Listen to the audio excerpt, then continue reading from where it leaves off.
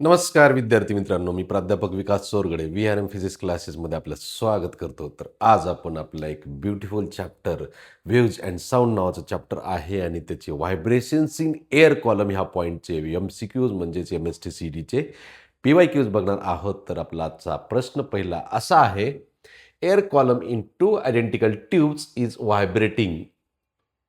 Vibrations of air column पॉईंटचं नाव आहे. त्याच्यामध्ये air column in two identical म्हणजे सेम लेंथ असलेल्या ट्यूब असं घेतलेलं आहे आणि tube A has one end closed and tube B has both the ends open. एका ट्यूब एचं जे आहे ते वन एंड क्लोज्ड आहे, व्हेरी गुड. आणि tube B has both the ends open आहे, ओपन ट्यूब आहे, व्हेरी गुड. तिथं काय दिले, neglecting end correction the ratio of fundamental frequency of air column in tube A to that in tube B. Fundamental frequency of A ही tube जी आहे ती closed tube आहे, त्याची फंडामेंटल फ्रिक्वेन्सी असते V/4L. याला इक्वेशन नंबर 1 नाव दिलं. आणि दुसरी आहे बी ट्यूब आहे, त्याची फ्रिक्वेन्सी जी आहे फंडामेंटल फ्रिक्वेन्सी ओपन ट्यूबची V/2L. याला इक्वेशन नंबर 2 नाव दिलं. आणि आपल्याला ह्या दोन्हीची रेशो विचारलेला आहे. तर रेशो असा येतो विद्यार्थी मित्रांनो, frequency of A divided by frequency of B is equals to V/4L divided by V/2L. नाव डिनॉमिनेटरचा रेसिप्रोकल करता येईल V/4L इंटू डिनॉमिनेटरचा रेसिप्रोकल म्हणजे 2L डिवायडेड बाय V लिहिता येते आपल्याला, 2L divided by V. V cancel झाला, L कॅन्सल झाला, 2 कॅन्सल झाला, राहते काय answer 1/2. 1:2 is the answer. Very good. तर लिहून घ्या, सोपा प्रश्न होता एकंदरीत.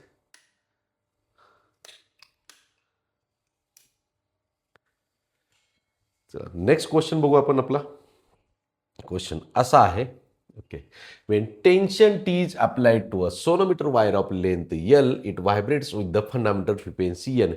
Keeping the setup same, when the tension is increased by 8 Newton, the fundamental frequency becomes 3 times the earlier the initial tension applied to the wire was. प्रश्न एकदम सोपा आहे. फंडामेंटल फ्रिक्वेन्सी आणि टेन्शन इन द स्ट्रिंगचं relation असलेला आपल्याला formula बघायचा आहे. The fundamental frequency is directly proportional to square root of tension in the string. आपण असं लिहू शकतो, N2 divided by N1 is equals to under root T2 divided by T1. नाव ह्याच्यामध्ये जर आपण व्हॅल्यूज टाकले दिलेल्या कंडिशननुसार, तर बघा इकडं टेन्शनच्या व्हॅल्यूमध्ये काय काय चेंज झालेला आहे तो बघू आपण. आधी दिलेल्या कंडिशननुसार T is the tension, initial टेन्शनची व्हॅल्यू T आहे आणि लेंथ तर L आहे, फिक्स ठेवलेली आहे. फंडामेंटल फ्रिक्वेन्सी N आहे इनिशियल, N1ची व्हॅल्यू N घेतली, very good. Keeping the setup same when the tension is increased by 8 Newton.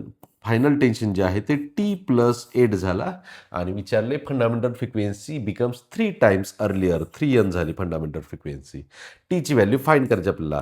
N cancel झाला, दोन्ही साईडचं जर स्क्वेअर केला तर स्क्वेअर केल्यानंतर आपल्याला फायनल आन्सर इझिली मिळून जाईल.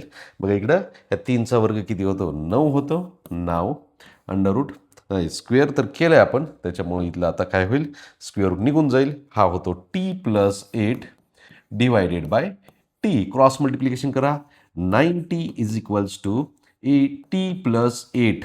ओके, टीची व्हॅल्यू इकडे आणली, सबट्रॅक्शन झालं, 9 into T minus T is equals to 8. 8 into T is equals to 8. 8 divided by 8. T is equals to 1 newton. Initial tension was 1 newton. 1 newton म्हणजे आहे का, नाही ऑप्शन असा, तर कुठल्या तरी एका ऑप्शनला 1 न्यूटन लिहून टाका. हे आपलं फायनल आन्सर आहे.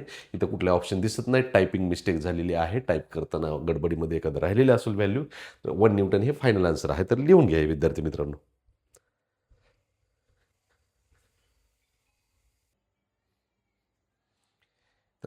आपला नेक्स्ट क्वेश्चन असा आहे, आजचा क्वेश्चन आहे, in a pipe closed at one end, air column is vibrating in the fourth overtone, so the vibrating air column has. In a pipe closed at one end close असताना, closed पाईपमध्ये, closed one end असताना, closed पाईपमध्ये frequency कशा असतात, तर असतात N, 3N, 5N, 7N, 9N and so on, अशा पद्धतीने frequency असतात. याच्यामध्ये ओव्हरटोन्स काय असतं, तर फंडामेंटल फ्रिक्वेन्सी सोडून द्यायची आणि त्याच्या पुढची जी फर्स्ट फ्रिक्वेन्सी प्रेझेंट आहे ती झाली फर्स्ट ओव्हरटोन. म्हणजे ही फ्रिक्वेन्सी सोडून द्यायची आणि हा झाला फर्स्ट ओव्हरटोन, हा झाला सेकंड ओव्हरटोन, हा झाला थर्ड ओव्हरटोन आणि हा झाला फोर्थ ओव्हरटोन. तर आपल्याला फोर्थ ओव्हरटोनमध्ये काय काय तयार होते ते बघायचं, त्याच्यानुसार बघू आपण. तर आता बघू फंडामेंटल फ्रिक्वेन्सी एन फ्रिक्वेन्सी असताना त्याच्यामध्ये जी वेव्ह तयार झालेली आहे ती अशा पद्धतीनं वेव्ह तयार होती. इकडे बघा, एक नोड, एक अँटी नोड आणि एक नोड तयार झालेला आहे. Very good. पुढच्या याच्यामध्ये बघू आपण 3N ते काय होतंय ते, त्याच्यानुसार आपल्याला एक फिक्स पॅटर्न मिळून जाईल. 3N काय तयार होतंय तर एक लूप असा ॲड करावा लागेल आपल्याला पुढं. हाफ अँड 1.5 लूप तयार होते. तर याच्यामध्ये इथे एक अँटी नोड आहे, इथं नोड आहे, इथे एक अँटी नोड आहे, इथे एक नोड आहे. म्हणजे काय झालं, इथं एक नोड आणि एक अँटी नोड वाढला, म्हणजे इथे एक नोड, एक अँटी नोड, दोन नोड, दोन अँटी नोड, तीन नोड, तीन अँटी नोड, चार नोड, चार अँटी नोड, पाच नोड, पाच अँटी नोड असं तयार होते. ऑप्शन नंबर सी आहे. ओके, एक फिक्स पॅटर्न होऊन जाते. फंडामेंटल फ्रिक्वेन्सीमध्ये एक नोड, एक अँटी नोड, करेक्ट आहे. सेकंड 3N दोन नोड, दोन अँटी नोड, करेक्ट आहे. नेक्स्ट 5N तीन नोड, तीन अँटी नोड तयार होणार. चार नोड, चार अँटी नोड, पाच नोड, पाच अँटी नोड, सहा नोड, सहा अँटी नोड, अशा पद्धतीनं नोड आणि अँटी नोड मिळतात. ऑप्शन नंबर सी हा करेक्ट ऑप्शन आहे दिलेल्या कंडिशननुसार. सोपा प्रश्न आहे एकंदरीत, तर लक्ष द्या इकडे. नेक्स्ट क्वेश्चन आपला असा आहे याचा. A pipe closed at one end has length 0.8 metre at its open end and 0.5 meter long uniform string is vibrating in the second harmonic and it is resonance with the fundamental frequency of the pipe if the tension in the wire is 50 newton and the speed of the sound is 320 newton and the mass of the string used is okay. Pipe closed at one end. Okay, ही velocity of sound दिलेली आहे आपल्याला आणि pipe closed at one end has length L is equal to 0.8. पुढे काय दिले बघा, at its open end 0.5 metre long length of the string दिलेली, ही स्ट्रिंगची लेंथ आहे. ओके, ही स्ट्रिंगची लेंथ आहे आणि ही पाईपची लेंथ आहे, दोन्ही वेगवेगळं आहे. 0.5 metre long uniform string is vibrating in its second harmonic. 2N frequency आहे. रेझोनन्स विथ द सेकंड हार्मोनिकची जी फ्रिक्वेन्सी आहे is equal to fundamental frequency of pipe आहे. क्लोज्ड पाईप आहे, फंडामेंटल फ्रिक्वेन्सी ऑफ पाईप आहे. फंडामेंटल फ्रिक्वेन्सी ऑफ पाईप ते आपल्याला आधी बघावं लागेल काय असते ते. फंडामेंटल फ्रिक्वेन्सी ऑफ पाईप, पाईपचा फॉर्म्युला माहिती आहे माहिती. किती असते, N is equal to V divided by 4L. वेलॉसिटीची व्हॅल्यू आहे 320 आहे, इंटू 4 इंटू लेंथ आहे 0.8 पाईपची आहे. ओके, 320 डिवायडेड बाय 8 चौक 32, 3.2 आहे. 3.2 जर डिवाइड केलं तर frequency N is equal to 100. ही जी फ्रिक्वेन्सी आहे इथं दिले काय बघा परत एकदा. इफ इथं 0.5 metre long wire uniform string is vibrating in its second harmonic. Second हार्मोनिकमध्ये ही काय होती, व्हायब्रेट होती आणि it resonates with the fundamental frequency of pipe. म्हणजे second harmonic of wire is equal to fundamental frequency of pipe असं दिलेलं आहे. बघा इकडं, मग इकडे लक्ष द्या. Fundamental frequency of second harmonic of वायरची फ्रिक्वेन्सी सेकंड हार्मोनिकमध्ये 2 divided by 2L into √T divided by M. याची फ्रिक्वेन्सी किती घ्यायची तर 100 लिहायला सांगितली आहे. का, रेझोनेट्स म्हणजे इक्वल फ्रिक्वेन्सीमध्ये आहे. सेकंड हार्मोनिक म्हणून 2/2L. फर्स्ट हार्मोनिक असेल तर 1/2L √T/M. सेकंड हार्मोनिक म्हणजे दोन लूप 2/2L √T/M. तीन हार्मोनिक असेल 3/2L √T/M. फोर्थ हार्मोनिक असेल 4/2L इंटू √T/M. या पद्धतीने फ्रिक्वेन्सी असतं. तर इथं second harmonic 2/2L into √T/M is equals to 100. 2 cancel झाला. दिलेल्या व्हॅल्यू जर आपण ठेवल्या तर इकडे लक्ष द्या, 1/L म्हणजे 0.5 आहे into √T divided by small m is equals to 100 आहे.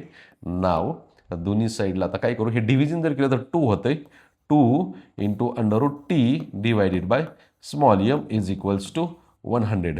√T/M जर घेतलं तर √T divided by M is equals to येते 50 आलं. हे का, 2ने डिवाइड केलं, दोन्ही साईडचा स्क्वेअर केला तर T/m is equals to 50 into 50. Okay, आता हे स्मॉल टी, कॅपिटल टीची टेन्शनची व्हॅल्यू आपल्याला दिलेली आहे. टेन्शन घेऊ नका, टेन्शनची व्हॅल्यू 50 आहे.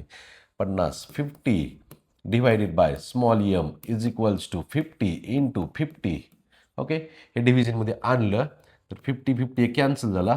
1 divided by 50 is equal to small m. Okay, small M म्हणजे mass per unit length is equals to 1/50. Small M is equal to length divided by 50. लेंथची value कशाची? वायरची 0.5 मीटर दिलेली आहे. 0.5 डिवायडेड बाय 50. याचं डिव्हिजन केलं आपण तर किती येतं? M is equals to division केलं 50नं तर हे झालं 1/100 म्हणजे 0.01 kg. याचा अर्थ काय होतो? 10 ग्रॅम होते हे, 10 ग्रॅम. 10 ग्रॅम असं पण म्हणता येईल. 0.01 किलोग्रॅम म्हणजेच 10 ग्रॅम. ऑप्शन नंबर डी आहे. कॅल्क्युलेशन केअरफुली करा. कॅल्क्युलेशन मी थोडं सुटसुटीत आणि एकदम लेंदी कॅल्क्युलेशन केलेलं आहे. पेपरमध्ये एवढी कॅल्क्युलेशनची गरज नाही, पण समजून घेण्यासाठी मी थोडंसं सुटसुटीत लिहिलेलं आहे. समजून घ्या एकदा. Okay,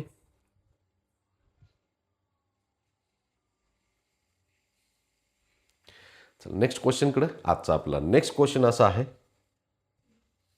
okay, a string in a musical instrument is 50 centimetre long. Length दिली. Fundamental frequency is 800. Keeping the tension applied to the string same. Change in the length to produce the sound note of the fundamental frequency 1000 hertz. Initial length जी दिलेली आहे ती L1 is equals to 50 centimetre दिली. त्यावेळेची frequency जी आहे ती 800 आहे. New length जी आहे ती विचारलेली आहे. त्याचं लेंथ चेंज इन लेंथ विचारले तर त्यावेळेस N2 जी आहे ती 1000 आहे. फ्रिक्वेन्सीचा formula N is equals to 1/2L into √T divided by M. Fundamental frequency is inversely proportional to square root, inversely proportional to length. Now N1 divided by N2 is equals to inverse L2 divided by L1. N1 ची value किती आहे? 800 आहे divided by N2 ची value आहे 1000 is equals to final length माहीत नाही, initial length आहे 50. या पद्धतीने जर कॅल्क्युलेशन केले तर इथं बघा हे 0 सगळे कॅन्सल झाले. 0.8 राहते. 0.8 राहिला इथं इंटू 50 मल्टिप्लिकेशनमध्ये 50 आणला इज इक्वल्स टू L2. L2ची व्हॅल्यू किती आली? 8×40 सेंटीमीटर आली. आपल्याला चेंज इन लेंथ पाहिजे. Change in length L1 minus L2 equal to 50 minus 40 is equals to 10 centimetre. 10 centimetre is the change in length. असा पद्धतीनं एकदम सोपा प्रश्न होता. डायरेक्ट 40 लिहू नका. हे होणार आहे मिस्टेक, मला माहिती. मिस्टेक झाली नाही पाहिजे. चेंज इन लेंथ विचारली तर चेंजेस घ्यायचा, डिफरन्स घ्यायचा. ओके, लिहून घ्या. चला पटपट पटपट लिहा रे. प्रश्न लिहून प्रॅक्टिस करून कॅल्क्युलेशनवरती भर द्या. पेपरमध्ये कॅल्क्युलेशनच येत नाहीत. Next, sonometer Y stretched by weight W is in unison with a tuning fork. The corresponding resonating length is L1 if the weight is increased by 3W. The corresponding resonating length of the sonometer wire is unison with the fork L2. The ratio L1 upon L2 is. लेंथचा ratio विचारलेला आहे तर त्याच्यासाठी आपल्याला काय करावं लागेल बघा. तर वेट म्हणजे टेन्शन आहे. इथं टेन्शन T1 ची व्हॅल्यू W दिलेली आहे आणि टेन्शन T2 ची व्हॅल्यू 3W. बाकीचं काय दिलेलं आहे? काहीच नाही. टेन्शन आणि डब्ल्यूचा फॉर्म्युला. फंडामेंटल फ्रिक्वेन्सीचं काय केलं आहे आपल्याला इथं? काहीच नाही दिलेलं. युनिसन म्हणजे सेम फ्रिक्वेन्सी दिलेली. तर फंडामेंटल फ्रिक्वेन्सीचा फॉर्म्युला असतो 1/2L into √T divided by M. T आणि Lचं रिलेशन असला फॉर्म्युला. L इकडं जर आणला किंवा √T डिवायडेड बाय L असं जर ठेवलं is equal to constant. Okay, बघा. Sonometer Y stretched by weight W in unison with the tuning fork. The corresponding resonating length is L1 if the weight is increased by म्हणजे final weight किती झालंय? T2 नाही, increased by 3W plus W एवढं झालंय final weight. increased by म्हणजे initial W होतं त्यात 3W add केलं 4W झाले T2 ची व्हॅल्यू. ठीक आहे, आता मी असं लिहितो याला √T1 divided by L1 is equals to √T2 divided by L2. Okay, याच्यातलं जर व्हॅल्यू आपण ठेवल्या, बघा इकडे का असं लिहिलंय? N constant to M constant √T by L is equal to constant. √T divide by L is equal to constant. √T1 ची व्हॅल्यू आहे W डिवायडेड बाय L1 ची व्हॅल्यू L1च आहे आणि √T2 ची व्हॅल्यू आहे 4W divided by L2. Okay, आणि या पद्धतीनं जर आपण आता कॅल्क्युलेशन केले एकदम सोप्या पद्धतीनं तर आपल्याला पाहिजे L1/L2 W divided by √4W is equals to L1 divided by L2 विचारलेले. W कॅन्सल झाला. L1/L2 इज इक्वल्स टू याचं स्क्वेअर रूट 1च येते आणि 4चं स्क्वेअर रूट 2 येते. L1/L2 equal to 1/2. 1/2 is the answer. Option number C आहे. समजलंय? एकदम सोप्या पद्धतीनं. फक्त T2ची व्हॅल्यू व्यवस्थित बघा काय आहे. 3W इन्क्रीज झाली म्हणजे initial value W plus 3W 4W झाली T2. ओके. वेट हा शब्द जो आहे तो टेन्शन असते. Tension applied to the string. Very good. चला लिहा. नेक्स्ट क्वेश्चनकडे चला. क्वेश्चन आहे first overtone of the vibrating air column of a closed pipe has the same frequency as second overtone of open pipe of length 1.5 meter. Okay, the length of the closed हे काय काही नाही.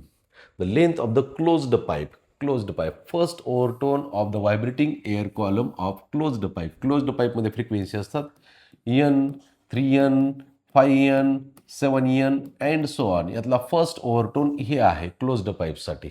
Okay. आणि open पाईपमध्ये कोण आहे? Same frequency as the second overtone of open pipe. Second overtone open पाईपमध्ये frequency n 2n 3n 4n 5n and so on. Integral multiple of fundamental frequency. यातला सेकंड ओव्हरटोन हा क्लोज करा. हा फर्स्ट ओव्हरटोन हा सेकंड ओव्हरटोन 3n आहे.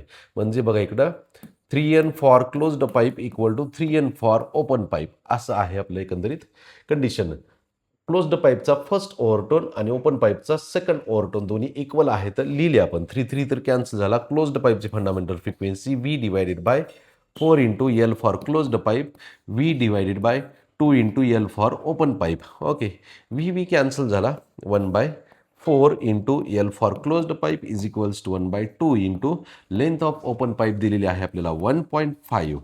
Very good. तर इथं 1/4 इज इक्वल्स टू 1/3 आहे का? 1.5 2 3. ओके. हा LC क्रॉस मल्टिप्लिकेशन करा आपल्याला आन्सर मिळून जाईल. इथं 3 divided by 4 is equals to LC. Closed पाईपची लेंथ क्रॉस मल्टिप्लिकेशनमध्ये गेली तर इथं LC इज इक्वल टू 0.75 येते. 0.75 मीटर एवढे ते क्लोज्ड पाईपची लेंथ 0.75. ऑप्शन नंबर बी. समजतंय? समजायलाच पाहिजे. एकदम सोपं पद्धतीनं आहे कॅल्क्युलेशन. फक्त हार्मोनिक्स ओव्हरटोन काय आहे ते क्लिअर करून घ्या एकदा. सुरुवातीला मी थिअरीमध्ये लास्ट लेक्चरमध्ये दिलेलं आहे सगळं लिहून तुम्हाला डिटेलमध्ये लिहून घ्या.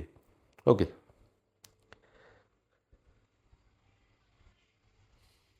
चला नेक्स्ट क्वेश्चनकडे. क्वेश्चन असा आहे a cylindrical tube open at both the ends has vibrating air column of fundamental frequency F in air. Okay. Open pipe आहे. डायग्राम मी ड्रॉ केली. ओके. ह्याची जी आहे लेंथ काय असेल ती लेंथ आहे आणि ह्याची fundamental frequency open fundamental frequency F is equal to V divided by 2L. Open पाईपची फंडामेंटल फ्रिक्वेन्सी असते. Okay. The tube is dipped vertically in a water so that half of it is in water. आता ह्याला काय केलेलं आहे? वॉटरमध्ये बुडवले अर्ध. Okay. वॉटरमध्ये बुडवल्यानंतर काय होतंय? भिजते ट्यूब. Very good. ही जी ट्यूब आहे वॉटरमध्ये बुडवली. अर्धी इथपर्यंत वॉटरमध्ये बुडवली. ह्याची लेंथ किती झाली? L/2 झाली. पण इथं खाली वॉटर आहे याचा अर्थ काय होतो तर ही झाली closed tube. Closed at one end. ह्याची फंडामेंटल फ्रिक्वेन्सी जी असते ती N is equal to V divided by 4 into L dash. L dash म्हणजे क्लोज्ड पाईपची length. V divided by 4 into L डॅशची व्हॅल्यू किती आहे? L/2 आहे. समजतंय? ओपन पाईप क्लोज्ड पाईप झाला आणि त्यात पुन्हा लेंथ अर्धी झाली. 2 कॅन्सल झाला. तर ही जी आहे क्लोज्ड पाईपची frequency V divided by 2L एवढी झाली. V डिवायडेड बाय 2L म्हणजे ही तर Fच व्हॅल्यू आहे. V divided by 2L equal to F आहे का? बघा की इकडं ओपन पाईपची फंडामेंटल फ्रिक्वेन्सी V/2L असते ती आपण डायरेक्ट घेतली. V/2L इक्वल टू F राहते. ऑप्शन नंबर ए आहे. डायग्राम ड्रॉ करून एकदम प्रॅक्टिकली व्यवस्थित सुटसुटीत सगळं समजून सांगितलेलं आहे. तर हे लक्षात ठेवायचा प्रयत्न करा. जिथं समजत नाही तिथं डायग्राम ड्रॉ करा. प्रॅक्टिस करा. डायग्राम ड्रॉ केल्याशिवाय तुम्हाला हार्मोनिक्स ओव्हरटोन फंडामेंटल फ्रिक्वेन्सीज आणि त्याचे किती लेंथ दिले आहेत वेवलेंथ काय असते हे सगळं समजणार नाही किंवा त्याचा उलगडा होणार नाही. त्याच्यामुळं एकदम सुटसुटीत पद्धतीने समजून घ्यायचं. हे पाठ करू नका. फॉर्म्युले पाठ करा. न्यूमरिकल्स पाठ करू नका. ठीक आहे. लिहून घ्या.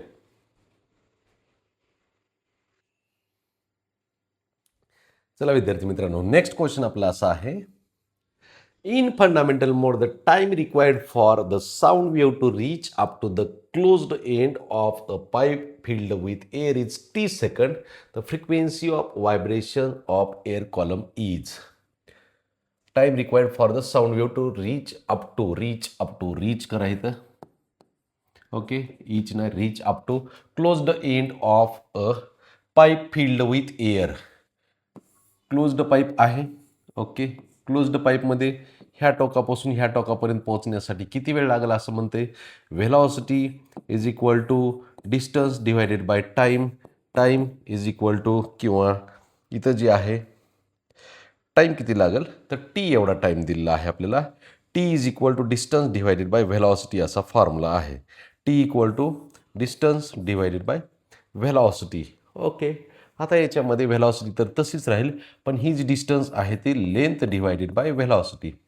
लेंथ किती घ्यायची आता ह्याचा असा प्रश्न आहे. लेंथ किती लिहायची, तर लेंथचा जो फॉर्म्युला आहे तर तो मी इथं लिहितो बघा इकडं.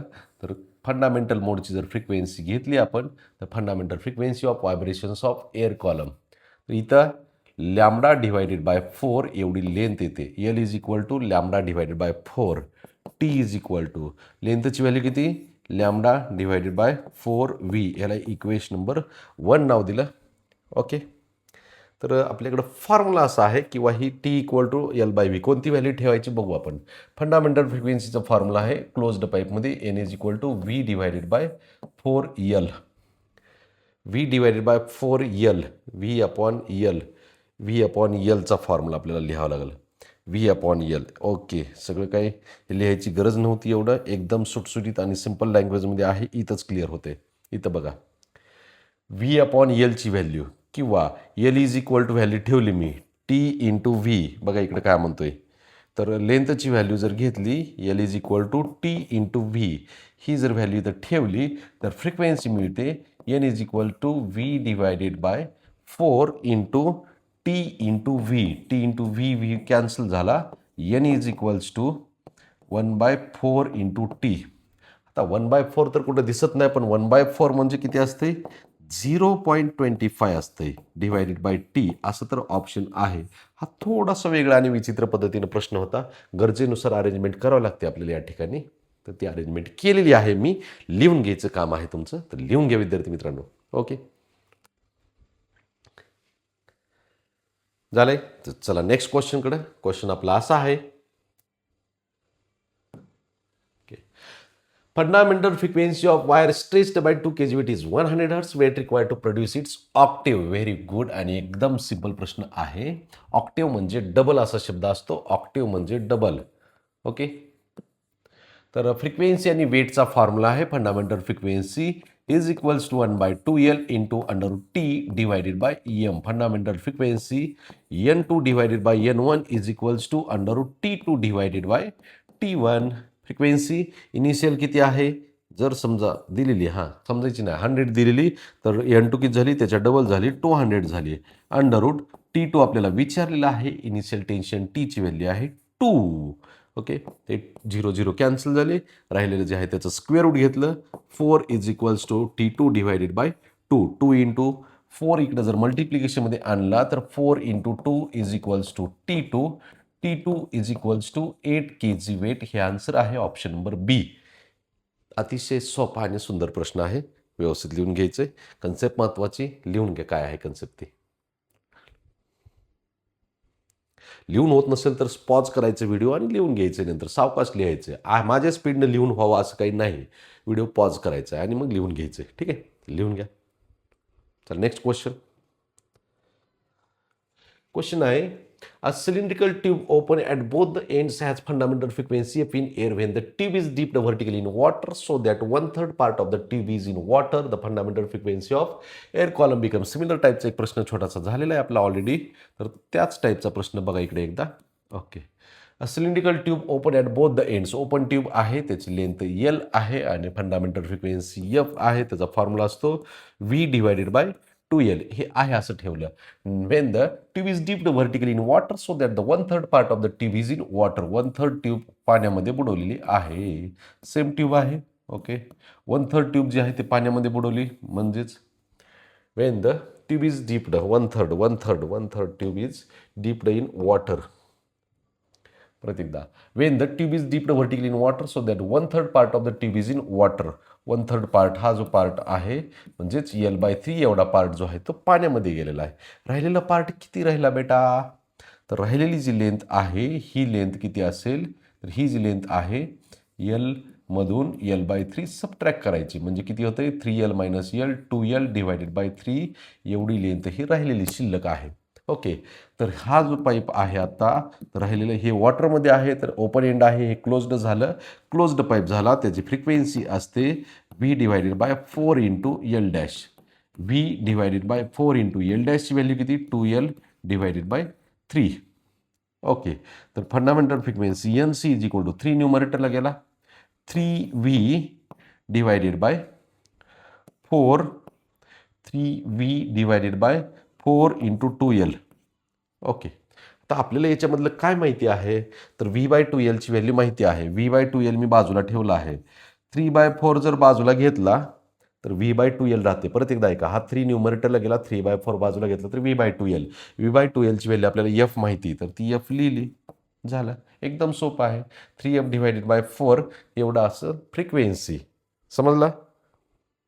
किती शॉर्टकट मारलं, एकदम सोप्या पद्धतीने. त्या फॉर्म्युल्यामध्ये कन्वर्ट करायचं, original फॉर्म्युल्यामध्ये.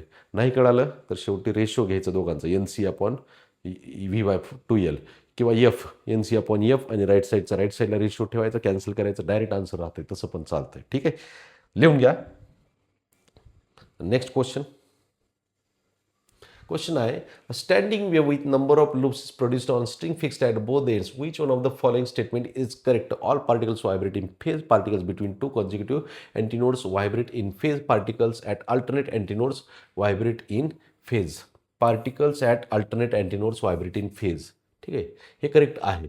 Particles at alternate antinodes vibrate in phase characteristics जे आहेत ते कॅरेक्टरिस्टिक्समध्ये लिहून दिलेलं आहे, तर ते वाचायचे आणि लक्षात ठेवा. नसेल तरी लक्षात ठेवा मग हे. ठीक आहे, particles at alternate antinodes vibrate in phase. चला नेक्स्ट क्वेश्चन आहे, sonometer wire resonates with 4 antinodes between the 2 bridges for a given tuning fork of 1 kg mass is suspended from the wire. Using same fork when mass M is suspended, the wire resonates producing 2 antinodes between the 2 bridges. Okay, sonometer wire आहे आणि त्याच्यामध्ये काय दिले? 4 antinode तयार झाले. तर 4 antinode आपण तयार करू. 4 अँटीनोड म्हणजे किती लूप तयार होते त्याच्यानुसार नंबर ऑफ लूप आणि ते जे मास आहे ते वेट घेतलं आपण. ठीक आहे, इथं एक अँटीनोडचं 2 3 आणि 4. ओके, 1 2 3 4 गांधीजींचा जयकार. ओके, 4 अँटीनोड्स आहेत. याचा अर्थ काय? इथं नंबर ऑफ लूप = P1 = 4 आहे आणि त्या ठिकाणी टेन्शन किती जोडलेलं आहे? तर टेन्शन T1 = 1 kg वेट असं म्हणू मग आपण टेन्शन. नाव सेकंड केसमध्ये युजिंग फॉर्क ऑफ मास, दुसरं जे आहे टेन्शन T2 = M घेतलेलं आहे आणि द वायर रेझोनेट्स प्रोड्युसिंग 2 अँटीनोड्स म्हणजे याच्यामध्ये लूप किती असेल? तर 2 लूप असेल. 4 अँटीनोड म्हणजे कुठे? 1 2 3 4 अँटीनोड झाली. याचा अर्थ 4 लूप झाले. तर कन्फ्यूज होऊ नका, उगं काहीतरी डायव्हर्ट झाल्यासारखं वाटायला लागलं तुम्हाला. काही डायव्हर्जन नाही, काय नाही. 4 अँटीनोड 4 लूप झाले. 4 लूप, नंबर ऑफ लूप आणि टेन्शन. दुसऱ्यामध्ये 2 अँटीनोड म्हणजे 2 लूप झालेत आणि त्याचं टेन्शन म्हणजे त्याला मास जोडलेलं आहे ते टेन्शन. मग आता याचं रिलेशन असला फॉर्म मी तयार करतो. तर बघा इकडं, N = 1/2L × √T / M. Okay, तर इथं एक लूप असेल तर 1/2L × T/M, 2 लूप असेल तर 2/2L × T/M, 3 लूप असेल 3/2L × T/M, 4 लूप असेल 4/2L म्हणजेच P/2L × √T/M हा फॉर्म्युला तयार होतोय. P × √T हा फॉर्म्युला, बाकीचे constant, N constant, L constant, M constant म्हणजे P × √T = कॉन्स्टंट. आपल्याला काय पाहिजे? नंबर ऑफ लूप आणि टेन्शन यांचं रिलेशन असलेला फॉर्म्युला. मग ह्याचा जर स्क्वेअर जर केला, P²T = कॉन्स्टंट असं म्हणलं तरी चालेल. हा डायरेक्ट फॉर्म्युला लक्षात ठेवला तरी चालेल. बघा, ओके, तर याच्यानुसार आपण काय करू? P1² T1 = P2² T2. ह्याच्यामध्ये टाका व्हॅल्यूज. P1 4 आहे त्याचा स्क्वेअर, 4² × T1 1, P2 2 आहे त्याचा स्क्वेअर, ओके, × T2 M आहे. 4चा वर्ग 16 × 1 16 राहील. 2चा वर्ग 4 × M. 4 डिवाइड करा, 16 / 4 = M = 4 kg. 4 kg एवढं मास जोडावं लागेल म्हणजे ती M ची व्हॅल्यू 4 असेल. हे सोपा प्रश्न होता, पण जे काही स्टेटमेंट दिलेलं आहे ते स्टेटमेंट समजण्यासारखं नव्हतं तुम्हाला इझिली. नंबर ऑफ लूप, त्याचं पुन्हा लिंक कुठं लावायची, काय उगाचच फ्रिक्वेन्सी काढणार, त्याचे पुन्हा तुम्ही काहीतरी वेव्हलेंथच जोडणार, वेव्हलेंथसोबतच मासचं काय, त्यात स्ट्रिंगचंच मास घेणार, मास पर युनिट लेंथ, काही उगाच काही नाही. सिम्पल आहे. त्या दोरीला जोडलेलं मास हे टेन्शन असतंय. ओके, टेन्शन प्रोड्यूस करते आणि नंबर ऑफ लूप पी घ्यायचे, त्याच्यानुसार सॉल्व करा. सिमिलर टाईपचा प्रश्न अजून एकदा रिपीट झालेला आहे, तर पुढं बघू. हे तर आधी सोल्युशन नीट लिहून घ्या. ओके, नेक्स्ट क्वेश्चन आहे, two wires of same material of radius R2 are respectively are welded together end to end. The combination is then used as sonometer wire under the tension T. Joint is kept midway between the two bridges. The ratio of number of loops in the wire with that the joint is at is a node is. Okay, एकाची radius R आहे, दुसऱ्याची radius 2r आहे. एक R आहे आणि दुसरा radius काय आहे, 2r आहे. ओके, आणि मिडवेला आहे, म्हणजे लेंथ तर सेम ठेवलेली आहे. ओके, पुढं काय, ratio of number of loops. Number of loops कशावर ठरते तर फ्रिक्वेन्सीवर ठरते. कसं तर बघा इकडं, n is equals to 1/2L into √T divided by m. नाव जर आपण असं केलं, याला ह्या फॉर्म्युलेला आपण जर याच्यामध्ये कन्वर्ट केलं, इथं नंबर ऑफ लूप पी असते, पी डिवायडेड बाय समजतंय 2 इंटू L इंटू आर मध्ये कन्वर्ट केलं तर √T divided bye density into इथं डेन्सिटी रो पाय, असा फॉर्म्युला तयार होते. याचा असा फॉर्म्युला मी सुरुवातीला डिराईव्ह करून दिला. कसा येतं हे तर स्मॉल ए म्हणजे मास पर युनिट लेंथ, मास म्हणजे डेन्सिटी इंटू वॉल्यूम, वॉल्यूम म्हणजे pi R square. Okay, pi R square, त्याचं स्क्वेअर रूट आरचं निघते. आणि हे पी आणि आर हे कसं आहे, डायरेक्टली काही इन्व्हर्सली प्रोपोर्शनल होतंय. हा आर इकडं जर आणला तर डायरेक्टली प्रोपोर्शनल होते. पी आणि आर जे आहे ते डायरेक्टली प्रोपोर्शनल होते. म्हणजे आपल्याला इथं काय करावं लागेल तर नंबर ऑफ लूप आणि रेडियस जे आहे ते डायरेक्टली प्रोपोर्शनल येते. तर नंबर ऑफ लूप आणि radius P1 divided by P2 is equals to R1 divided by R2. रेडियसची व्हॅल्यू इनिशियल किती आहे, R आहे. दुसरी किती आहे, 2R आहे. R कॅन्सल झाला, 1/2. नंबर ऑफ लूपचा ratio P1 by P2 equal to 1/2. Direct प्रश्न आहे, काही नाही, एवढं टेन्शन घेण्यासारखं नाही. तर ही डायरेक्ट फॉर्म्युला लिहा. हा फॉर्म्युला कुठून आला, बरेच जण असे विचारात पडते. तर काही सुरुवातीला जे फॉर्म्युले दिले असते तर पहिल्यापासून जर तुम्ही व्हिडिओ बघत आलेला असाल, ते फॉर्म्युले लिहून काढायचे, तर लिहून ठेवायचे. तर जिथं लिहून ठेवले ते वाचायचं एकदा, म्हणजे प्रश्न सोडून दिला मी डायरेक्ट समजत चालते. नाहीतर आपण जर प्रत्येक वेळेस शेवटपर्यंत पहिल्यापासूनचे फॉर्म्युले डिराईव्ह करत गेलो, सिलेबस संपणार नाही आणि तुम्हाला प्रश्न पण म्हणजे वेळ जाईल विनाकारण, तुमची समजून घ्यायची मानसिकता राहणार नाही. त्याच्यामुळं थोडंसं पेजेस उलटायचे, पाठीमागचं कुठंतरी लिहून दिले असतात कुठल्या तरी एका लेक्चरला, ते फॉर्म्युले बघायचा. काय आहे, पी तर नव्हतं दिलेलं, ठीक आहे, 1 होता तिथं, असू द्या, काही प्रॉब्लेम नाही. 1/2LR √T bye rho into पाय, हे स्मॉल एमला कॅपिटल M/L लिहिलेलं होतं. हे असं लक्षात घ्यायचं आहे. ओके, चला नेक्स्ट क्वेश्चन असा आहे, sonometer wire resonates with a given tuning for forming standing wave with 5 antinodes between the 2 bridges when mass 9 kg suspended from the wire. Very good.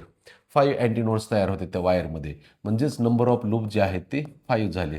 Clear आहे हे, 5 अँटीनोड वायरमध्ये, आणि तिथं 9 kg मास जोडले, म्हणजे त्याचं टेन्शन जे आहे ते 9 kg वेट. त्याला acceleration due to gravity multiply करा, पण काही गरज नाही आहे, का कॅन्सल होणार आहे ते. Okay, when the mass is replaced by the mass capital M, हे दुसरं आहे टेन्शन T2 म्हणू आपण त्याला. Wire resonates with the same tuning for forming 3 antinodes, म्हणजे नंबर ऑफ लूप जे आहेत ते P2 इज इक्वल टू 3 आहेत. For the same position of the bridges the value of M. ह्या टाईपचे प्रश्न थोडेसे कन्फ्यूज करू शकतात, पण त्याच्यामुळं स्ट्रक्चर लक्षात ठेवा. रिपीट झाला आहे प्रश्न म्हणतोय मी हा, तर त्याच्यानुसार सॉल्व्ह करू आपण काय आहे ते. तर असा फॉर्म्युला आहे, N is equal to, double एकदा फॉर्म्युला तुम्हाला डिराईव्ह करून दाखवतो, P/2L इंटू √T/M. P म्हणजे काय असते, नंबर ऑफ लूप्स आहेत. P into √T is equal to constant. ह्याचा जर स्क्वेअर केला तर P² into T is equal to कॉन्स्टंटच राहणार आहे राईट साईडला. ह्यात जर व्हॅल्यू टाकल्या म्हणजे कोणत्या, P1² T1 is equal to P2² T2 असं म्हणा. ओके, P1ची व्हॅल्यू किती, नंबर ऑफ लूप 5 आहे, तर 5चा स्क्वेअर आहे. इनिशियल टेन्शन किती, 9 आहे. दुसरा 3 आहे, त्याचा स्क्वेअर इंटू टेन्शन T2 आहे. 5चा वर्ग 25 घेतला into 9 is equals to 9 into T2. 9 cancel जर झाला तर T2 tension is equals to 25 येते. 25 kg वेट किंवा kg. Okay, option number D आहे. तेवढं मास जोडावं लागेल आपल्याला, 25 kg. कॅल्क्युलेशन सोपं येतं, फक्त इनिशियल फॉर्म्युला कसा तयार होतं ते समजून घेणं गरजेचं आहे. तर लिहून घ्या.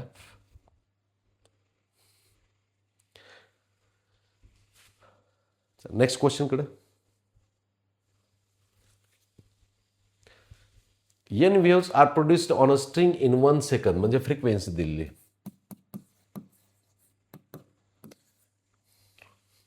एका सेकंदामध्ये नंबर ऑफ वेव्ह प्रोड्यूस झालेला एन. Okay. When the radius of the string is doubled keeping the tension same, number of waves produced in 1 second for the same harmonic will be. फ्रिक्वेन्सीचा फॉर्म्युला असतो रेडियसमध्ये 1/2LR into √P. Number of loop दिले असेल तर P 1/2LR √T divided by rho into pi. Frequency inversely proportional to radius. N2 divided by N1 is equals to R1 divided by R2.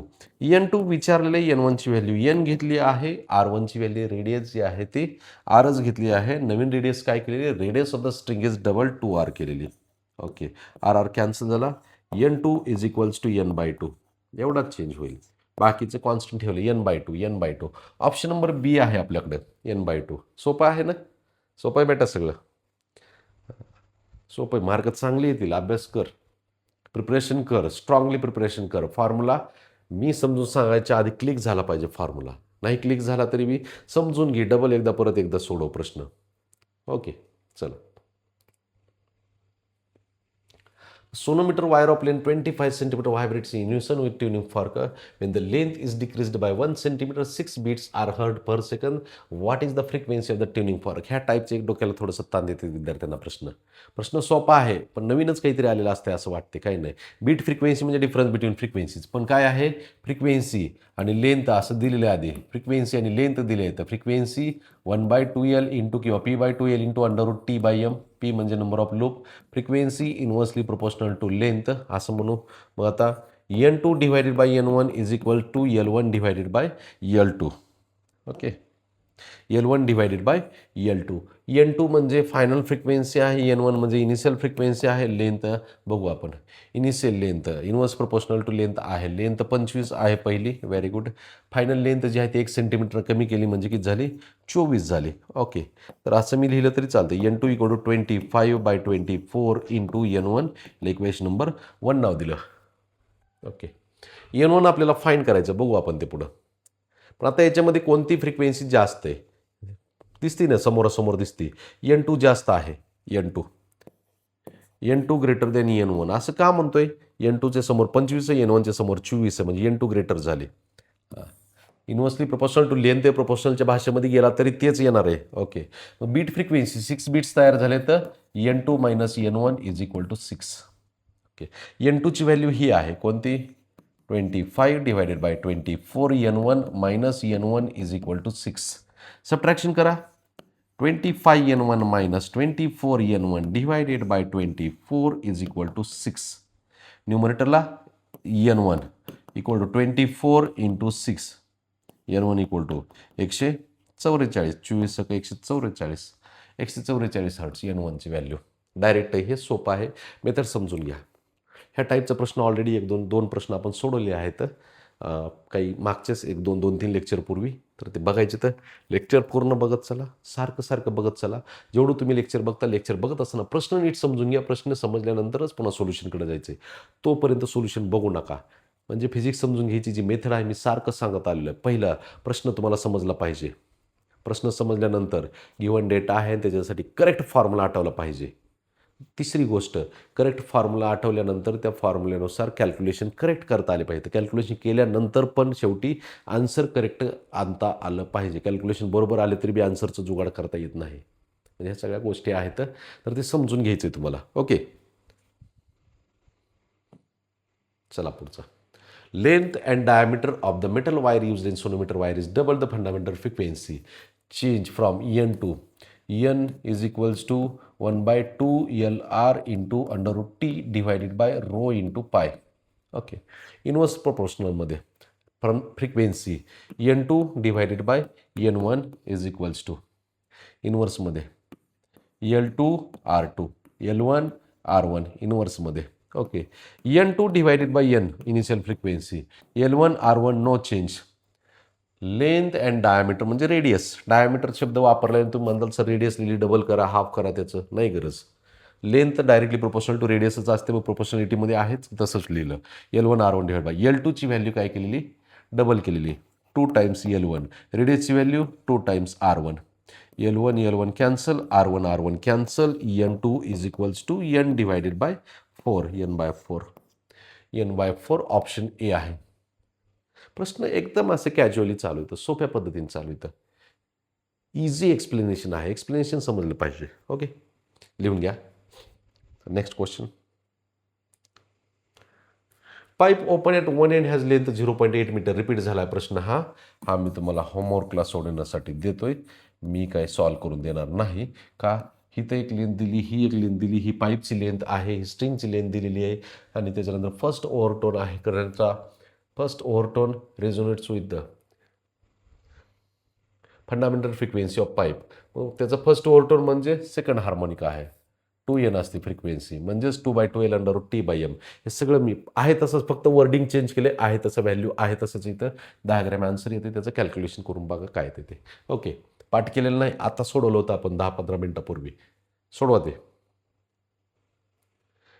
Two strings of the same material having the length L and 2L radius 2R are respectively vibrating. The fundamental mode, the tension applied, both the tensions same. The ratio of their respective fundamental frequencies. Fundamental frequency आणि length आणि radius N is equals to 1/2LR into √T divided by rho into pi. Inverse proportion मध्ये N1 divided by N2 is equals to inverse प्रोपोर्शनमध्ये N1 इथं L2R2 divided by L1R1. चल टाका values. L2ची value किती आहे, 2L. Okay, L1ची value L आहे. Okay, R2ची value किती, R2ची value ही आहे R. R1ची value 2R. काय काय कॅन्सल होते, सगळंच कॅन्सल होतं, 2 R कॅन्सल झालं. N1/N2 is equals to 1:1. सोपा आहे प्रश्न एकंदरीत. 1/1 ऑप्शन नंबर सी आहे. ओके, लिहा. पण तो फॉर्म्युला डायरेक्ट माहीत पाहिजे तुम्हाला. उगाच तिथपर्यंत प्रत्येक वेळेस डेरिव्हेशन करत जायचं, सोडवायचं डबल. किती वेळ चाललाय तुमचा त्याच्यामध्ये, काळजीपूर्वक सोडवा. फॉर्म्युला पाठ करा गरज आहे तिथं. Okay, sonometer wire resonates with the given tuning forming हा पण रिपीट झाला आहे. 5 अँटीनोड तयार झालेले इथं, म्हणजेच नंबर ऑफ लूप 5 झालेले इथं, हा पण तुम्ही सोडवायचा आहे. आणि इथं टेन्शन T1ची व्हॅल्यू 9 kg आहे. ओके, त्याच्यानंतर मास जी आहे ते त्याला T2 म्हणा, आणि हे number of loop P3 is equals to P2 is equal to 3 आहे नंबर ऑफ लूप. आणि ह्या पद्धतीनं त्याच्यामध्ये जर तुम्ही PT² is equal to constant असा डायरेक्ट फॉर्म्युला जर तयार केला, P2 P1 T1 square P1 square T1 equal to P2² T2. P into √T is equal to constant, याचा जर स्क्वेअर केला P² P1² T1 is equal to P2² T2. ह्या फॉर्म्युल्यानुसार calculation करा, टाका व्हॅल्यूज. रिपीट झाला प्रश्न सेम, तिसरी वेळ आहे हा प्रश्न आता सिमिलर टाईपचा सॉल्व्ह करायचा आहे तुम्ही. ओके, नेक्स्ट आहे two wires of the same material vibrating under the same tension. If the first overtone of the first wire is equal to second overtone of the second wire, the radius of the first wire is twice the radius of the second wire, then the ratio of length of the first wire to length of the second wire. First overtone of first wire is equal to second overtone of second wire. म्हणजे पहिल्या वायरचा first overtone म्हणजेच 2N1. First overtone of the first wire, first overtone म्हणजे बघा इकडे N, 2N, 3N, 4N, 5N and so on. ह्याच्यामध्ये हा झाला फर्स्ट ओव्हरटोन, आणि सेकंड ओव्हरटोन हा झाला. फंडामेंटल फ्रिक्वेन्सी सोडून द्यायची, राहिलेली जी प्रेझेंट व्हॅल्यू आहेत त्या ओव्हरटोन्स असतात. मग त्याला आपण काय म्हणू, आता पहिल्या वायरचा फर्स्ट ओव्हरटोन आणि दुसऱ्या वायरचा सेकंड ओव्हरटोन इक्वल झाले.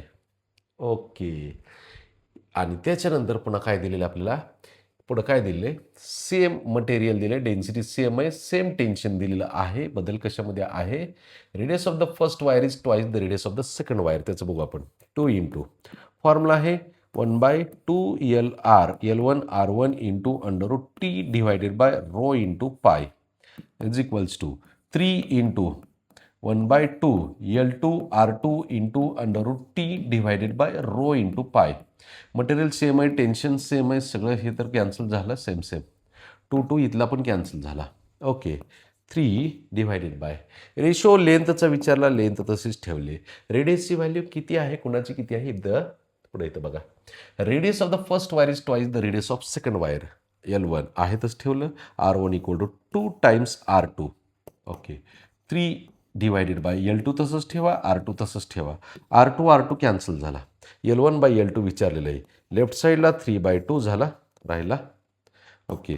राईट साईडला हा L1 नेला, L2 डिव्हिजनमध्ये राहील तसंच, हा 3 डिव्हिजनमध्ये आणला, 3 कॅन्सल झाला. तर आपल्याला विचारले काय, 1/2 राहते इकडं. 1/2 L1/L2 इक्वल टू 1/2. हे आहे एकदम सोप्या पद्धतीने प्रश्न आहे. जे दिलंय तसं मी फक्त मॅथमॅटिकली लिहिलं आणि कॅल्क्युलेशन केले. फॉर्म्युला हा किती वेळेस तरी रिपीट झालेला आहे. म्हणजे 30-40% प्रश्न ह्याच्यावरती विचारले तर आज बघितलेल्या प्रश्नापैकी. तर फॉर्म्युला पाठ करा. ओके. चला नेक्स्ट क्वेश्चन बघू आपण. Equation of vibration of stretched string fixed at both the ends and vibrating in fifth harmonic. Y is equal to 3 sin 0.4x cos 200 pi t where x and y are in centimeter, t is in second. Length of the string. Length साठी तुम्हाला बघा इकडं, तुम्हाला wavelength माहीत पाहिजे तर वेवलेंथचा formula 2πx/λ. 2πx divided by lambda is equal to 0.4x असं आहे. Very good. X value cancel झाली, लॅम्बडा तिकडे गेला. 2π divided by 0.4 is equals to lambda. Okay. Lambda इकडं डेसिमल पॉईंट शिफ्ट जर केला 20π divided by 4, lambda is equal to किती झाला, 4×5 5π. इक्वेशन नंबर 1 नाव दे. लॅम्बडाची व्हॅल्यू युनिट काय असेल ते दिले, सेंटीमीटर आहे. युनिटचं काय असं कन्फ्युजनमध्ये राहण्यासारखं नाही. पुढचा पार्ट आहे किती, फिफ्थ हार्मोनिकमध्ये म्हणजेच 5 लूप झाले तर बेटा. किती, 1 2 3 4 5. 1 2 3 4 5. साईजचं काही घेणं देणं नाही. तर बघा इकडं, इथं λ/2 λ/2 λ/2 λ/2 λ/2 म्हणजे किती झालं टोटल. Length is equals to 5 λ/2. Length is equals to total length जी आहे ती λ/2. नोड नोडमधलं डिस्टन्स, ह्या 2 नोडमधलं डिस्टन्स λ/2, ह्या 2 नोडमध्ये λ/2, ह्या 2 नोडमध्ये λ/2, ह्या 2 नोडमध्ये λ/2 λ/2 λ/2 5 λ/2 झालं is equals to length total ह्या स्ट्रिंगची L इक्वल टू 5/2 इंटू लॅम्बडाची व्हॅल्यू किती आलेली, 5 आलेली, 5π. ओके. 5×5 = 25 भागिले 2 म्हणजे 12.5 12.5 पाय. ही आहे लेंथ. किती, 12.5 12.5 पाय. ऑप्शन नंबर सी आहे बेटा. समजते, लिहून घे पटकन, सोपा प्रश्न होता.